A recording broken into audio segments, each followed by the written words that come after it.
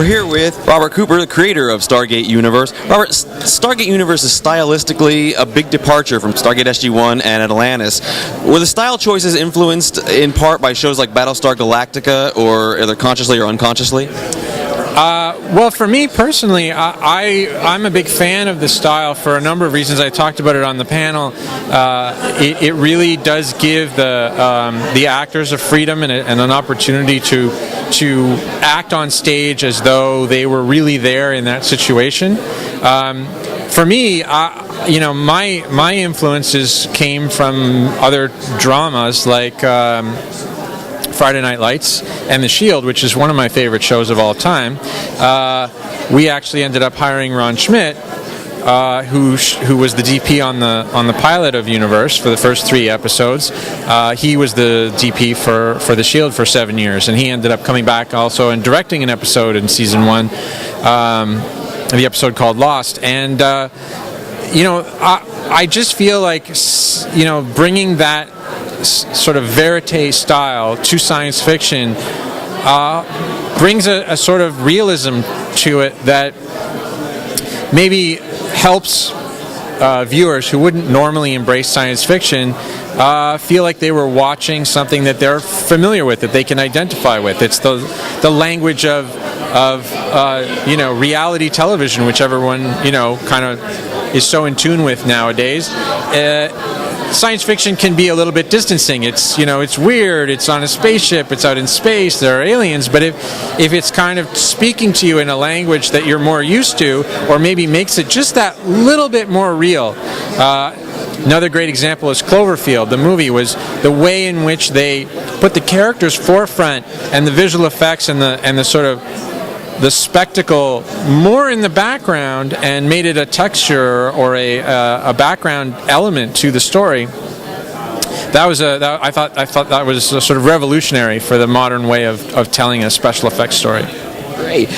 Will we get to see more of the Destiny in the upcoming season? New sets, new technologies? Yeah, we built a fantastic new bridge set.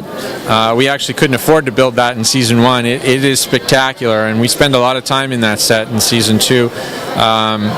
Initially, Rush discovers it by himself and doesn't tell anybody, so it's kind of his little playground for a while. But after that, everybody gets on board, and we get to see Colonel Young in the captain's chair, and it's very cool. I mean, you're not really on a spaceship on a science fiction show until you're on the bridge, right? Will the SGO crew encounter new alien races this season? Several of them. In fact, we realized we had to start naming them because just referring to them as the blue aliens or those guys or the guys we met on that planet just wasn't going to work. So we definitely meet a lot of aliens this year. Last question. Can we expect any more SG-1 straight-to-DVD movies in the near future, or how about Atlantis? Well, that's not a question that I can really answer. It's more of an economic thing that has, it's a question you should be asking MGM. We would love to do them. We're ready to do them. It's a whole bunch of other factors that are coming into play there. All right, thanks very much. Thank you. We're here with David Blue, who plays Eli Rush on Stargate Universe. Portraying a character that's so immersed in geek culture, how much research did you have to do, or was it already part of your personal background?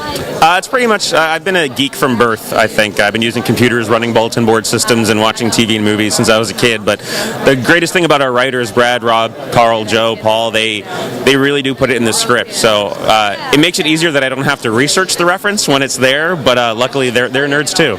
That's awesome. What was the most challenging part of portraying such a technically apt character? Does the technobabble ever give you problems? I actually like the technobabble. I'm the nerd enough that when I'm saying something, I kind of do understand it. It's usually the other cast members who are coming to me asking me to explain different aspects of the technobabble. I find that challenging. It's the random emotional stuff that's a little bit harder. What's it been like for you coming into a new series with a large established fan base in Mythos? And were you a fan of it yourself? I'd actually seen every episode of SG-1 in Atlantis before I ever even got cast. It's just a show that I watched. That's awesome. I thought it was cool. It's a double-edged sword. On the one hand, we have a lot of people that are expecting one thing or hoping for something, and you never quite know who you're going to make happy or disappoint. So it's very, very frightening to go into. But at the same time, it's a built-in fan base that we're willing to watch at least the pilot or at least a couple episodes, which a lot of shows when they're first starting out don't get. You have to convince them to watch. So it's kind of, we had the best of both worlds, I think. In the upcoming season, will we get to see more of your character's backstory? Yeah, absolutely. One of our first episodes back that we shot, I think that airs 4th, directed by Robert Carlyle, actually. You get to see a little bit more about Eli and about his home life, and even more than that, you get to see him grow a lot on the ship in season 2. Cool. Is there any particular direction you'd like to see your character or the story go in the coming season? You know, they already are doing a lot of the stuff that I would have loved for my character. The growth of him, the growing up, the taking on responsibility, and the acceptance of where he is. But I wouldn't mind a couple of guns and flamethrowers and rocket launchers every now and then. I got one last one for you. Just a fun one. Yeah. There's not a lot of amenities aboard the Destiny. If you were stuck in a situation like the crew is on SGU, what one item would you like to have with you? God. That's a hard one. You know, I know a lot of people would say soap or toilet paper, but I want a permanently charged iPhone. Well, thanks very much. Thank you. Appreciate it. In the upcoming season, will we get to see more of your character's backstory? I'm waiting for that. We've shot up to episode 11 of season 2, and I'm hearing the back half of season 2 will get a little bit more backstory from TJ. We know a little bit. We know, her relationship with Young, and we found out a little bit in time about her family history. But I'm looking forward to some more. Great. This is a fun one. There's not a lot of amenities aboard the Destiny. If you were stuck in a situation like the crew is, what one item would you have to have with you? A razor. There was some talk, like one of our ADs was like, guys, they wouldn't be shaving their armpits. I'm like, it's still a TV show. Let's not forget that. There's got to be a way to keep I think the guys should grow facial hair because there's got to be a way. And soap. And soap? Soap. Yeah. That's fair, right? I think so. And maybe chapstick. Did you say one item? One item! I'm a girl! In the upcoming season, will we get to see more of your character's backstory? In the season 2? Yes. Or season 1.5? I don't know. Oh, wait, we already aired.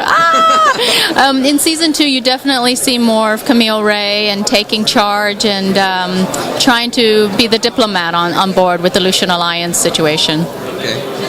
What's it been like for you coming into a new series with a large established fan base and mythos? It was a bit daunting to come into this Stargate franchise, and now in season 2, I'm loving it. I mean, out there, it felt like a big warm hug from everyone, so it's nice. Is there any particular direction you'd like to see your character go? I would love her to start maybe incorporating a little bit more physical strength and do more action stuff. Do you have a history of doing action TV, action movies? I have done some action stuff, whether playing an FBI agent or Chung-Li, I don't know. What was your greatest challenge in portraying your character inhabiting the body of a fully disabled person? Wow, playing a quadriplegic was really challenging for me as an actress because I didn't want to disrespect the people who have this situation in their life. I wanted to make sure that it was portrayed as realistically and as believable as possible. So I really, really enjoyed the challenge, and I was happy for the feedback that I got. And here's a fun one. There's not a lot of amenities aboard the Destiny. If you were stuck in a situation like the crew is on SGU, what one item would you love to have with you that you couldn't live without? Dental floss. I think Camille's using her hair right now. No, I don't know. Yeah, I love dental floss. I can't live without dental floss. Robert, what was the most challenging part of portraying a technically apt character? Does a technobabble ever give you problems? Oh, technobabble, that's my word, technobabble. I was going to say the biggest problem was the technobabble, but there we are. The biggest problem with Rush, I suppose, is to try and keep him just the right side of likeable. Because he's eminently unlikable, dislikable a lot of the time.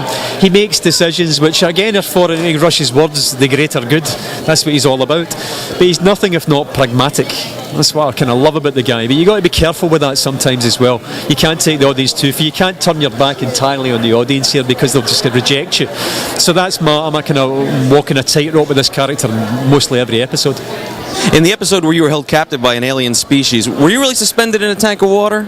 I was suspended in a tank of water. That was nuts, man. That was crazy. What was it like? A bit claustrophobic in actual fact, because the water itself, I don't have too many problems with that, but this thing that was on my face was the oxygen thing, but it was kind of, it just didn't feel right. You know, any kind of moves at all pulled out of your mouth, that was kind of scary, gulping some of this water down and getting that thing back in again. I mean, they didn't keep me in there for hours and hours and hours, but to be honest, 20 minutes, half an hour, somewhere like that, that's enough. Thanks, Robert. It's a pleasure.